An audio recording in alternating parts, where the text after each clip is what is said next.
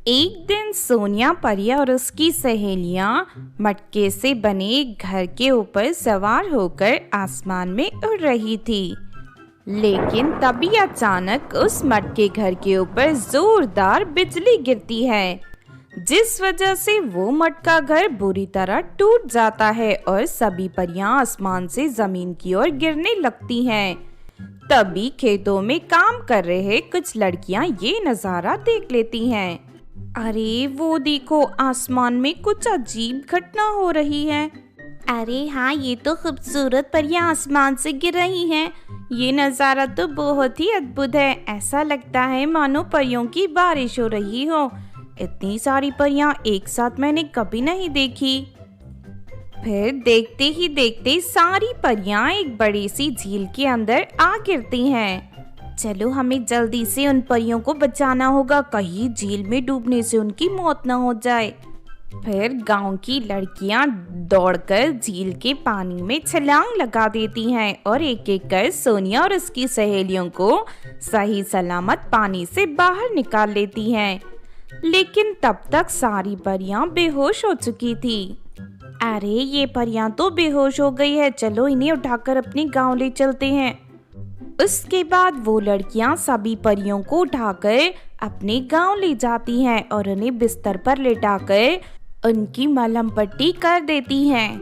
थोड़ी देर के बाद परियों को होश आ जाता है, लेकिन होश में आने के बाद सभी परियां भूख से परेशान होकर खाना मांगने लगती हैं। इन्हें तो बहुत जोर से भूख लगी है, चलो इन्हें खाना देते हैं। फिर गांव की लड़कियां सभी परियों के सामने ढेर सारा खाना रख देती हैं, लेकिन खाना खाते ही सभी परियां उल्टियां करने लगती हैं। हम इंसानों का खाना नहीं खा सकते, हमारे शरीर को सिर्फ परिदेश का खाना खाने की आदत है। लगता है हमारी जादुई छड़ी झील में गिर गई है। मेहरबानी करके तुम सब हमारी जादुई छड़ियाँ ढूंढ कर ला दो। बिना जादुई छड़ी के हम अपने परिदेश नहीं लौट पाएंगे। तुम चिंता मत करो, हम सभी इसी वक्त झील में जाकर तुम्हारी जादुई छड़ियों को ढूंढ लाएंगे।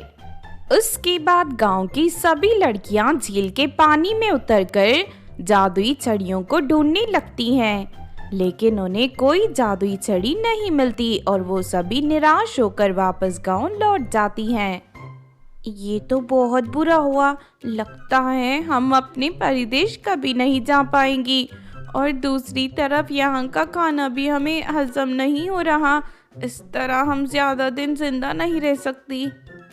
फिर सभी परियां अपनी बुरी किस्मत पर दुखी होकर रोने लगती हैं। लेकिन तभी अचानक गांव में एक विशाल रूप धारण की जादूगरनी प्रकट हो जाती है। इस जादूगरनी का इतना बड़ा डरावना रूप देख सभी गांव वाले घबरा जाते हैं। उस जादूगरनी के हाथ में एक बहुत बड़ी चमकदार जादुई छड़ी मौजूद थी। कहाँ है वो परियां? जल्दी से उन परियों को मेरे हवाले कर दो, वरना मैं इस पूरे गांव को जलाकर राख कर दूंगी। ये सुनकर सोनिया परी अपनी सहेलियों के साथ दौड़ती हुई घर से बाहर निकल आती है। अरे तू कौन है और हमसे क्या चाहती है? मुझे झील के पानी में तुम सबकी जादुई छड़ी मिली थी। उन छड़ियों को जोड़कर मैंने ये विशाल जादुई छड़ी तैयार कर ली। अब मैं तुम सबकी परियों को अपना गुलाम बनाकर अपने साथ ले जाने आई हूँ। चलो मेरे साथ। नहीं नहीं, इन बेचारी परियों ने तुम्हारा क्या बिगाड़ा है, इन्हें छोड़ दो। अगर तुझे अपनी जान प्यारी है तो खामोश हो जा लड़की, वरना मैं इसी वक्त तुझे जलाकर राख कर दूंगी। इतना कहकर जादूगरनी जादुई छड़ी से ढेर सारी बिजली प्रकट करने लगती है। ये देख सभी गांव वाले घबराकर पीछे हट जाते हैं। लेकिन तभी अचानक वहां जोरदार बारिश शुरू हो जाती है। बारिश का पानी जैसे ही जादुई छड़ी पर गिरता है कि तभी जादूगरनी को बिजली के झटके लगने लगते हैं। फिर जादूगरनी के हाथ से जादुई छड़ी छूट जाती है और वो धड़ाम से जमीन पर गिर जाती है। अरे मर गई रे, हाय मेरी हड्डी पसली टूट गई, अरे कोई मेरी मदद करो।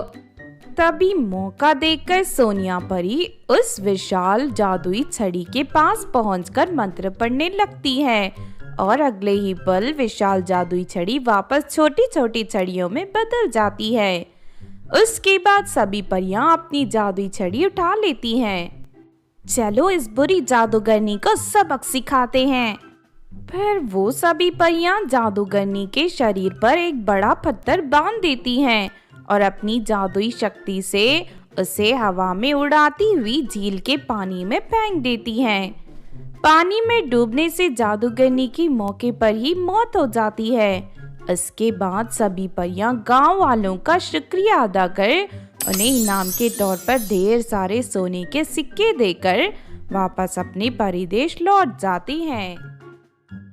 एक दिन सीता अपने घर के वरांडे में बैठकर चावल चुन रही थी। तभी वहां रागिनी नाम की एक फूल बेचने वाली आती है। रागिनी के गोद में एक छोटा सा बच्चा था। रागिनी गेट के सामने खड़ी होकर जोर जोर से रोने लगती है। अरे क्या हुआ, कौन हो तुम और मेरे घर के सामने खड़ी होकर क्यों रो रही हो? क्या बताऊं दीदी, सुबह से फूल बेचने की कोशिश कर रही हूँ लेकिन अभी तक मेरा एक भी फूल नहीं बिका। ये देखिए बच्चा कितना भूखा है मेरा, इसके लिए दूध खरीद लूं, इतने भी पैसे नहीं है मेरे पास। दया करके मुझसे कुछ फूल खरीद लीजिए दीदी, आपका बहुत उपकार होगा। ये देखिए मेरे पास तरह तरह के बहुत सारे खूबसूरत फूल हैं। रागिनी और उसके बच्चे को देख सीता को दोनों पर बहुत तरस आता है। ठीक है तो रो मत, तुझसे मैं फूल खरीद लेती हूँ आज। उसके बाद सीता रागिनी को अपने घर के अंदर बुला लेती है और उसके बच्चे के लिए थोड़ा सा दूध दे देती है। ये देखिए दीदी, मेरे पास गुलाब, चमेली, सब तरह के फूल हैं। जरा इन फूलों की खुशबू सूंघकर देखिए, बहुत अच्छी खुशबू है। इतना कहकर रागिनी सीता के हाथों पर ढेर सारे फूल रख देती है। लेकिन उन फूलों को सूंघते ही सीता को चक्कर आ जाता है और वो बेहोश होकर गिर पड़ती है। अरे वाह, ये तो पल भर में ही बेहोश हो गई। इससे पहले कि कोई यहाँ आ जाए मुझे इसके घर में रखे सारे पैसे और गहने चुरा कर यहाँ से निकल जाना चाहिए। फिर रागिनी घर में रखे सारे पैसे और गहने अपनी बैग में भरकर वहाँ से बाहर निकल जाती है। फिर उसी शाम, ये देखिए मम्मी जी, आज मैं कितने सारे पैसे और गहने लेकर आई हूँ। अरे वाह बहू, आज तो तूने कमाल कर दिया। जरा इस हार को तो देख। ओहो, ये तो बहुत ही कीमती हार है। जी मम्मी जी, ये हार ही नहीं, ये सोने के कंगन भी बहुत कीमती है। अब तो इन्हें मैं अपनी सहेली की शादी में पहनकर जाऊंगी। तभी वहाँ रागिनी का पति नरेश आ जाता है। रागिनी, तुम अपनी ये हरकतें बंद कर दो। इस बुरे काम के लिए तुम हमारे बच्चे का सहारा लेती हो। भगवान तुम्हें कभी माफ नहीं करेगा। अभी भी वक्त है, सुधर जाओ वरना एक दिन तुम्हें बहुत पछताना पड़ेगा। अरे खुद तो कोई काम धंधा करते नहीं, बस सारा दिन आवारा की तरह यहाँ वहाँ भटकता फिरता है। मैं पैसे कमा कर लाती हूँ, वो भी इससे बर्दाश्त नहीं होता। बहू बिल्कुल सही कहती है नरेश, अगर दोबारा तूने हमारे काम में टांग अड़ाने की कोशिश की तो ठीक नहीं होगा। चल जा यहाँ से। इस तरह दोनों लालची सास बहू नरेश को डांटकर वहां से भगा देते हैं। दूसरी तरफ रागिनी लगातार लोगों को लूटना जारी रखती है। फिर एक दिन रागिनी अपनी सास के साथ फूल की टोकरी लेकर सड़क से गुजर रही थी। तभी उसे सुंदर कपड़ों में खड़ी एक लड़की दिखाई देती है जिसके शरीर पर ढेर सारे गहने थे। उस लड़की को देखते ही दोनों सास बहू खुशी से उछल पड़ते हैं। फिर रागिनी उस लड़की के पास जाकर उससे कहती है, अरे क्या हुआ लड़की, तुम इस सुनसान सड़क पर अकेले क्या कर रही हो? मुझे अपने रिश्तेदार की शादी में जाना है, लेकिन अचानक मेरी स्कूटर का टायर पंचर हो गया, इसीलिए मैं यहाँ टैक्सी का इंतजार कर रही हूँ। अरे इस रास्ते से कोई टैक्सी नहीं जाती, यही दूसरी तरफ एक बड़ा रास्ता है, वहां से तुम्हें आसानी से टैक्सी मिल जाएगी। चलो हम तुम्हें वहां ले चलते हैं। उन दोनों पर भरोसा करके वो लड़की उनके साथ चल देती है। लेकिन थोड़ी दूर जाते ही रागिनी उसे जमीन पर धक्का देकर गिरा देती है और अपने बेहोश करने वाली फूलों से उस लड़की को बेहोश कर देती है। उसके बाद दोनों सास बहू उस लड़की के सारे गहने उतारकर वहां से भाग निकलते हैं। फिर घर जाकर हमेशा की तरह वो दोनों गहनों का बंटवारा करने लगते हैं। लेकिन तभी अचानक वहां ममता नाम की एक जादूगरनी आ जाती है। मैं उस लड़की की माँ हूँ जिसे आज दोपहर तूने बेहोश करके लूट लिया था, लेकिन अब तू और तेरी ये बुढ़िया सास मुझसे नहीं बचेगी। इतना कहकर ममता अपनी जादुई छड़ी निकाल लेती है। अरे बहू, लगता है ये कोई बड़ी जादूगरनी है, अब हम क्या करें? हमें माफ कर दीजिए जादूगरनी जी, हमसे गलती हो गई। ये रहे आपकी बेटी के गहने, आज के बाद हम दोबारा किसी को नहीं लूटेंगे। फिर वो दोनों जादूगरनी के पैरों पर गिरकर उससे माफी मांगने लगते हैं। तुम दोनों का रोना धोना देख मैं नहीं पिघलने वाली। आज तक ना जाने तुम दोनों ने कितने ही मासूम लड़की औरतों को लूटकर उन्हें बर्बाद किया होगा। तुम दोनों को सजा मिलनी ही चाहिए। उसके बाद ममता जादूगरनी अपनी जादुई छड़ी की शक्ति से दोनों को चिड़िया के रूप में बदल देती है। फिर जादूगरनी उन दोनों को पिंजरे में डालकर वहां से चली जाती है।